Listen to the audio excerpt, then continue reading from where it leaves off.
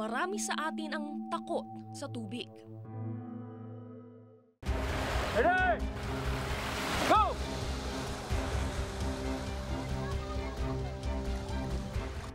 Pero paano kung ito na pala ang sasagip sa'yo sa kinalulunurang kahirapan?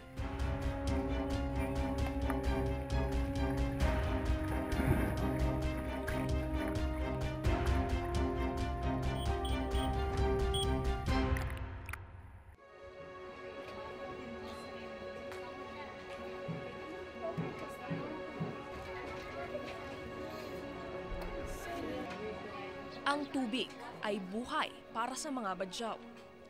Sea nomads kung tawagin. Sa tubig sila tumitira at nagtatrabaho.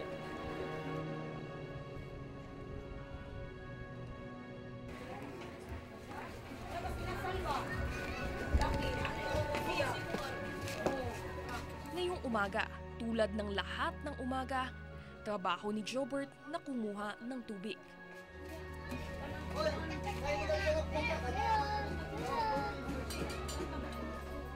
Ito na ang mundong nakasanayan niya. Pero ngayong umaga, may kakaibang magaganap sa buhay ni Jobert.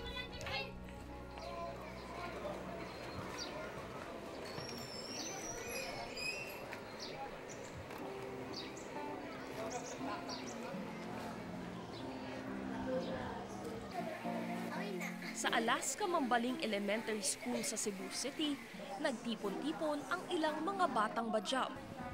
Walang pasok, pero alas 7 pa lang, handa na sila. Sila kasi ang mga napili para sa espesyal na swimming program ng lokal na pamahalaan dahil likas daw na magagaling lumangoy ang mga badyaw.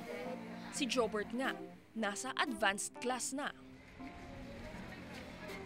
36 na bata ang na-recruit para mag-ensayong lumangoy sa swimming pool ng Cebu City Sports Center.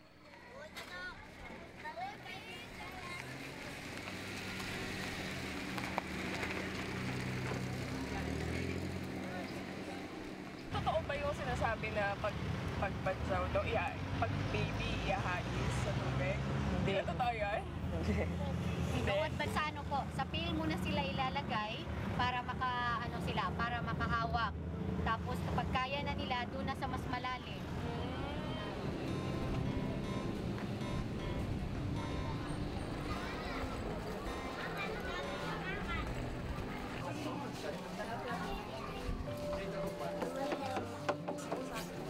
Isang araw sa mga paraan para matiyak nila na marami nag-a-attend sa training ay nagsasagawa sila ng feeding program kasi marami daw dito sa mga batang to hindi kumpleto yung kinakain sa isang araw. So at least pag may opportunity na makakain sila dito, mas ginaganahan daw silang pumunta sa training.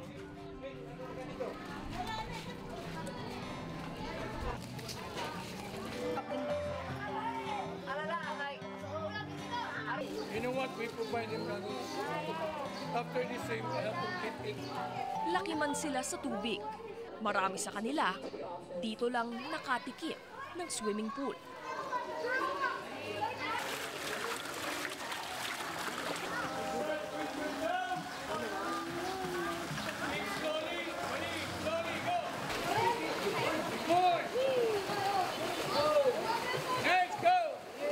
Si Coach Lando Alvarez ay isa sa mga volunteer coach ng grassroots program ng Cebu City Sports Commission.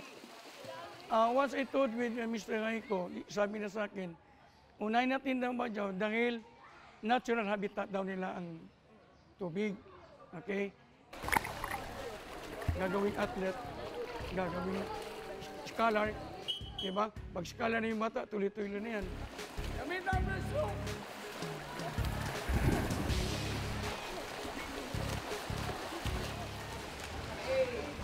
Slow, Bati ang pagpupursigi ni Jobert, isa sa mga pinakamagaling sa programa. Sa labas kasi ng swimming pool, masasabing mas mahirap pa ang pinagdaraanan niya.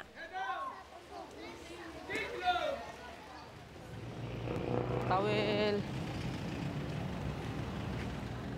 Bata pa lang ay natuto ng dumiskarte si Jobert.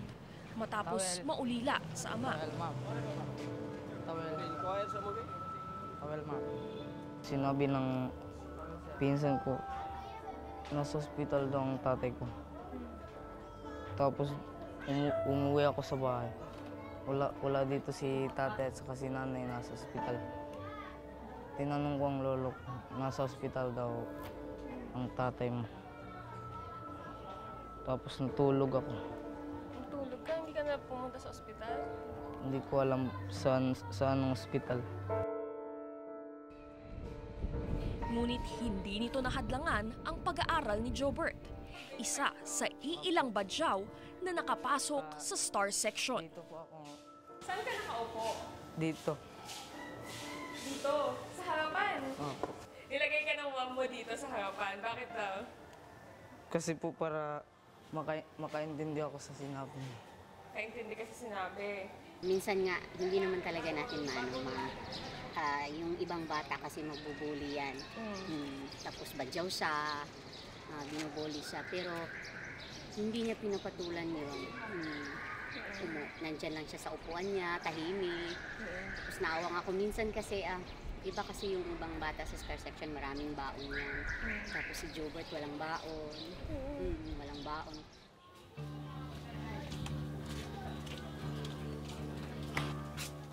Isinama ako ni Jobert sa kanyang bahay.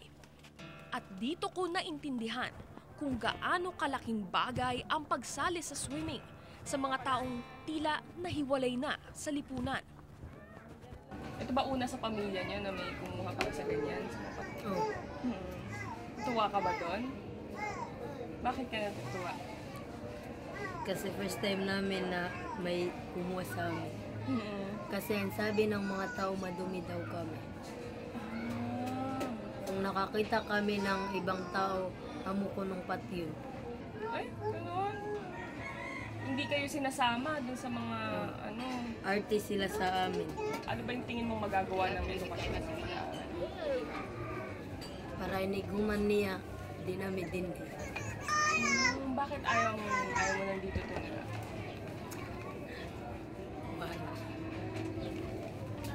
Ano ba yung gusto mong tirahan na lang ng pamilya niyo?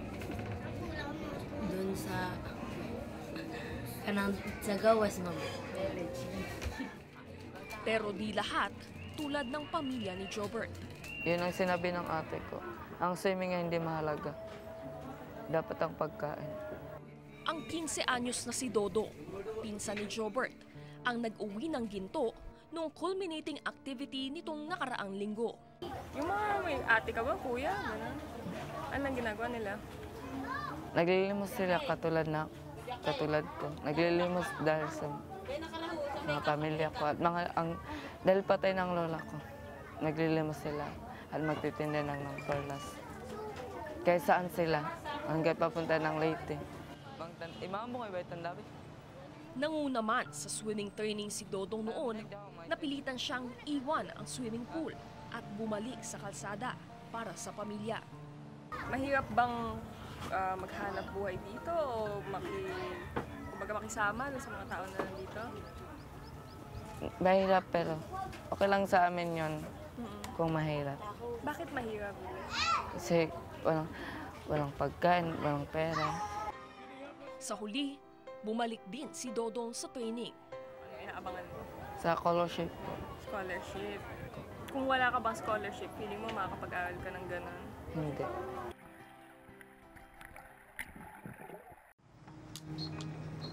Para sa kanilang kumakalam ang sikmura, hindi madali ang desisyong isugal ang ngayon sa pangako ng magandang bukas. Ready? Go! Ang hindi nila alam, isang oras lang mula sa kanila, isang grupo ang namumuhunan din sa paglangoy upang makamit ang kanilang mga pangarap.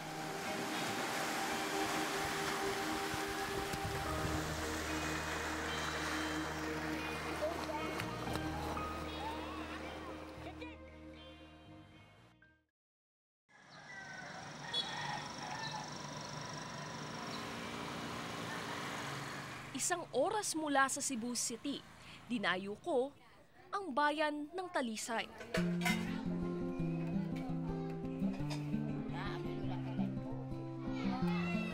Sa balitang may kahawig na programang ginagawa ang isang swimming coach para sa mga batang mahirap.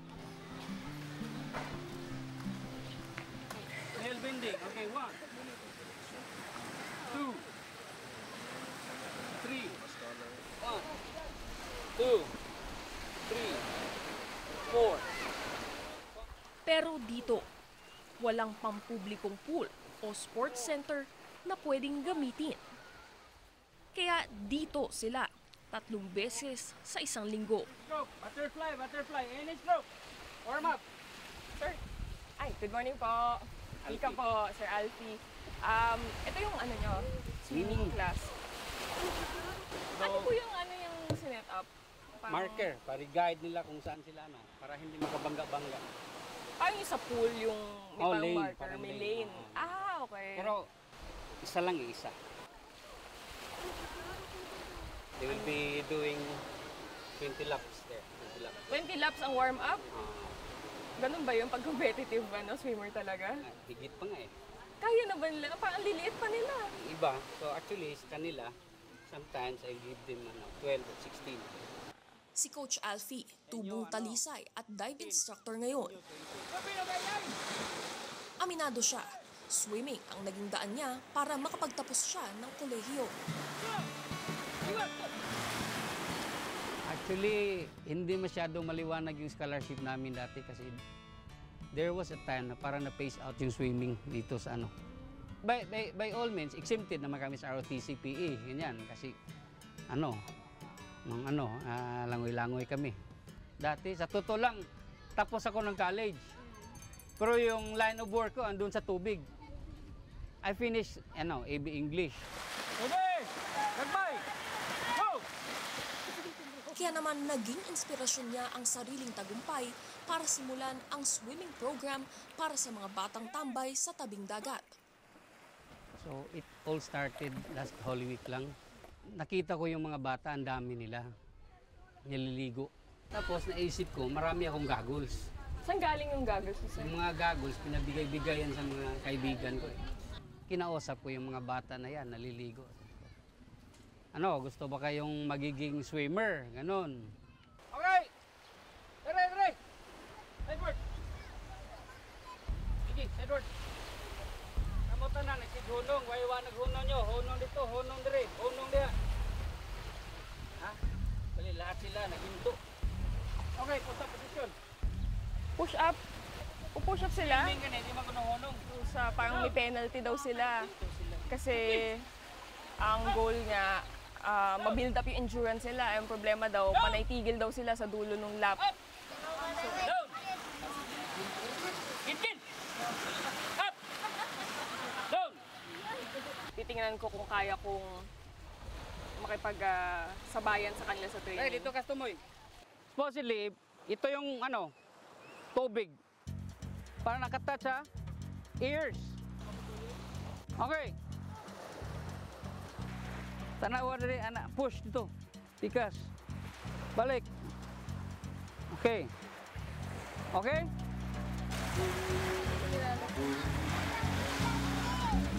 Ready?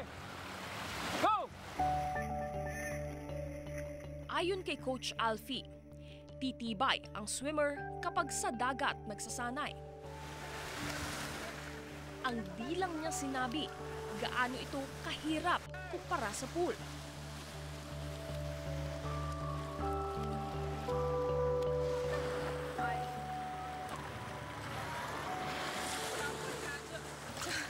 Ilan laps lang ako. Mga bata, tuloy-tuloy pa rin. Na mas mahirap siya kaysa sa inaasahan ko kasi hindi lang pala problema, of course, yung endurance na layo-layo na nilalangoy mo. Ang problema din, yung alon, maramdaman mo talagang tinutulak o hinahata ka ng alon. So, bawat stroke mo, bawat kampay, parang twice as heavy. And malaking bagay din pala yung mga ganyan. Ang daming basura, may diaper na lumulutang. Pagkatapos ng training, may pamerienda rin si Coach Alfie sa mga bata.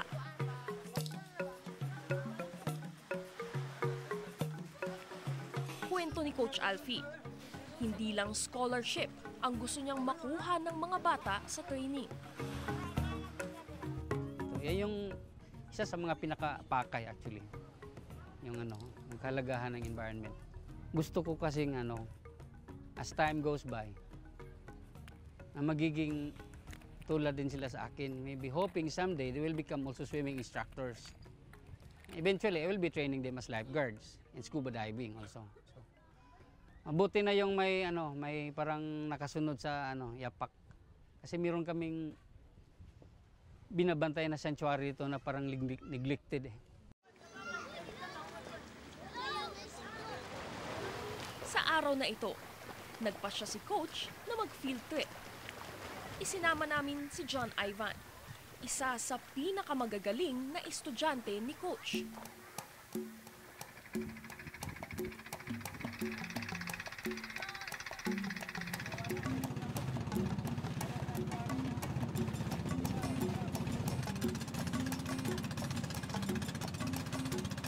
So, paminsan-minsan, dinadala daw ni Coach Alfie yung mga bata dito sa Marine Sanctuary sa gitna ng dagat dahil daw mas malakas yung current dito.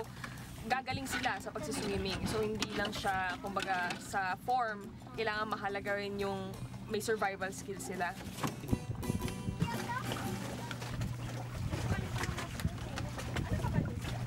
This time, parang mahina ang agos ngayon kasi paslak eh, slack tide. Nakakagulat malaman na mahigit 1 buwan pa lang ang nakalilipas mula nang matuto ng swimming si John Ivan. Paano ka nagsimula sa swimming ni Coach Alfie? Nandyan. Nandyan? Anong ginagawa nila? Nag-stretching. Stretching. Nakita mo? Oh. Tapos, ano inisil mo? Umupil ako. 9 years old na si Ivan, pero maliit siya tingnan sa kanyang pangangatawan. Hirap daw ang pamilya niya sa pagkain, kaya madalas siyang nakikikain sa bahay ni Coach Alfie.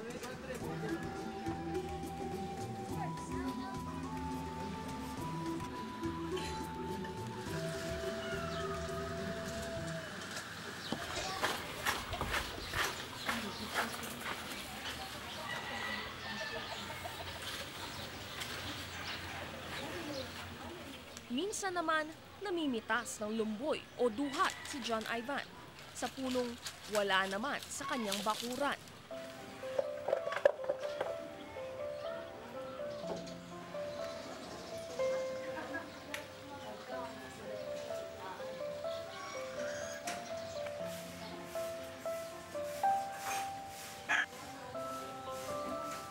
Anumang mapagkakakitaan, pandagdag sa 5 sentimos kada peraso na kinikita ng ina sa pagbabalot ng puso.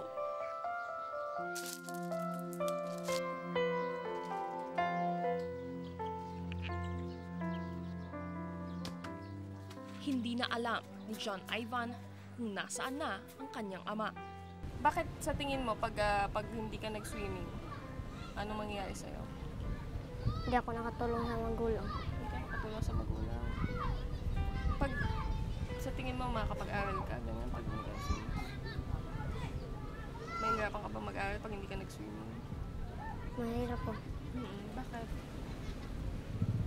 Kasi sa swimming. Kasi sa swimming, kalibre pa kakakuha ng eskwela. Magkaiba man ang lugar na pinanggalingan ni na John Ivan, Jobert at Dodong, pareho lang ang nais nilang patunguhan. Sa mga susunod na araw, magtatagpo ang dalawang kampo at masusubukan kung sino na nga ba sa kanila ang handa sa langoy ng buhay.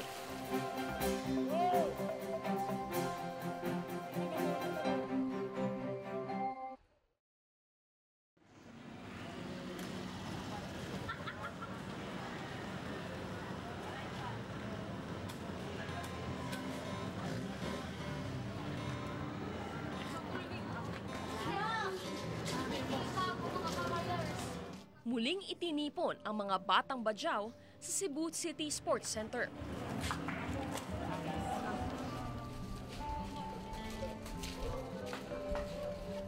Kailangan nila ang kanilang enerhiya para sa magaganap ngayong araw.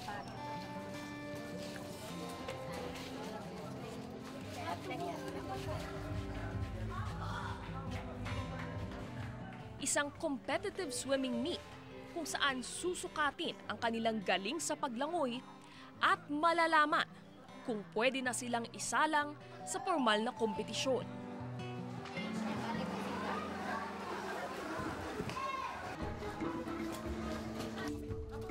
Bumiyahe naman mula Talisay si Coach Alfie. Kasama ang dalawa sa pinakamagagaling niyang alaga, si John Ivan at ang kapatid niyang si Ruben.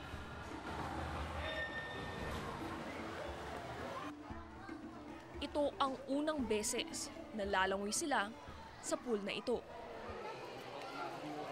Magos ng luha ko, hindi ko na nakita itong coach ko. Maya-maya lang, tinawag na ang mga swimmer. Ipinangkat sila sa 4 na heat batay sa edad. Lane 3 ka, paminaw. Lane 3. Tulog ka. 4. Ikaw lane 5 ka. Ikaw lane 6 ka. Ang mga hurado, sina Coach Alex Regalado at Matthew Vega. Parehong dating miyembro ng Philippine National Swimming Team. Pag ganito po, ano bang mga factors? Is it form, speed? Yeah, yun yung top 2 na nakikita dapat, yung form and speed kasi especially in breaststroke, it's very technical. Sasabihin nila na butterfly it's the hardest, pero actually breaststroke, even the professional swimmers, meron kasi siyang timing. Unang sasalang ang grupo ni John Ivan.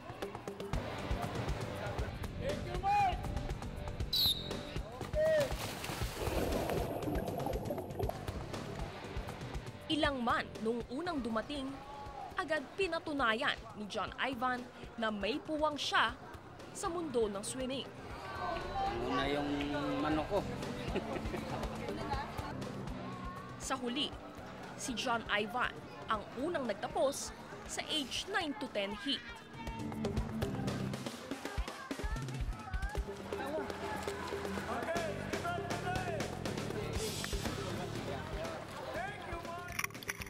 Ang kapatid niyang si Ruben, nauna rin sa kanyang heat. So anong pakiramdam nyo dito sa meet na to? It's not yet done. It's not yet the competition. So hopefully, we don't know who's the real competitors are. So hopefully they will excel. We still have to struggle and strive more. Sino mauuna? Tingin niya. So tingin mo si Dodong? Sa tingin ko siya. Bakit naman? Kaya siya mabilis din. Bakit siya? Ba't sa tingin mo si Dodong? Kasi mali siya. Mas malaki pa niya. Okay. Ilang sandali lang, pinapila na ang mga kasali sa huling heat.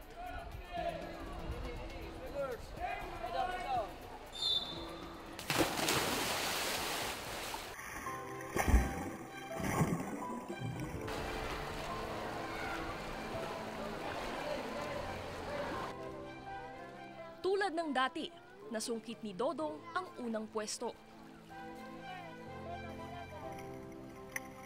Ikalawa na naman si Jobert.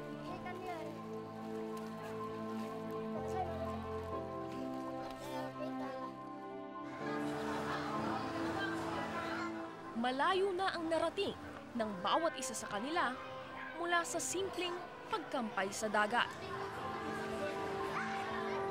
Pero sapat na ba ito para sa mga hurado? Hindi na sila kadayo.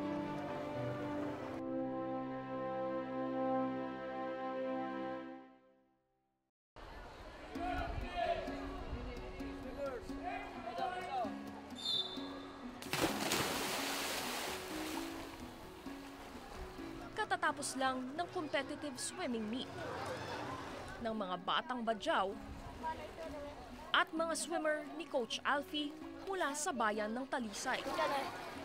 Nalingaw rin. Ang mga judge, mga dating miyembro ng Philippine National Swimming Team. Pansin ko doon sa Heat 1, ang nakakuha ng good sa iyo, Sir Alex, tama ba, ay Yung lane 3. lane 3. Oo. Yung galing Yes. Talisay. Oo. Yung good talaga, parang nasa level na siya para mag-training. Maganda yung timing nila with the coordination with the pull, kick, and the breathing. So, hindi sila nahihirapan pag nag-breathe. May nakita ba kayong good points nitong last heat, yung mga nag-compete sa last heat? Good points naman. They finished the one lap easily. So, hindi sila ganun nahirapan habang nag-swim. But again, yeah, konting coordination lang. They have the advantage. Kaya minsan natatakot yung like kami, like us when we compete, tapos sasabihin nga, "Uy, galing ka sa dagat na ano." Medyo matatakot sila kasi alam nilang magagaling mag-kick at malalakas. Kasi parang they were born na magaling mag-swim and malakas mag-kick. So minsan tinatakutan yun ng mga swimmers minsan actually.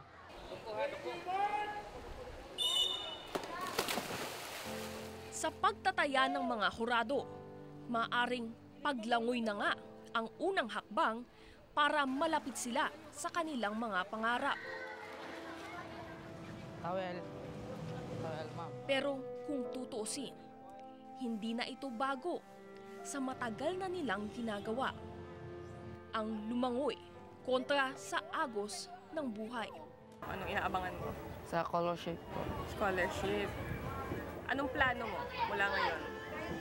Gusto ko na maging doktor. Ang plano ko. Gusto ko na yun. Yun ang pinapangarap ko. Anong gusto mong maging paglaki mo? Gusto ko maging seaman. Bakit seaman? Paano mo naisip yung seaman? Gusto ko pong magtrabaho sa barko.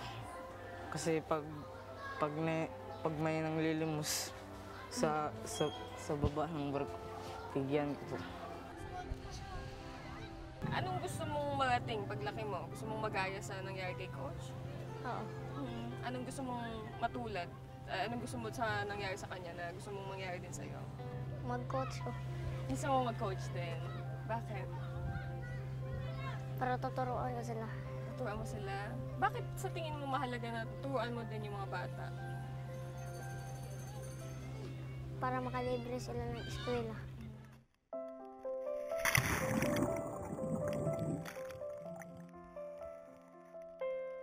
Magiging sapat kaya ang kanilang paglangoy mag-isa para sa kanilang nabubuhay lang sa pagitan ng bawat singhap? Naway dumating ang panahon na makakahinga na sila ng maluwag. Magandang gabi. Ako si Micaela Papa at ito ang Eyewitness.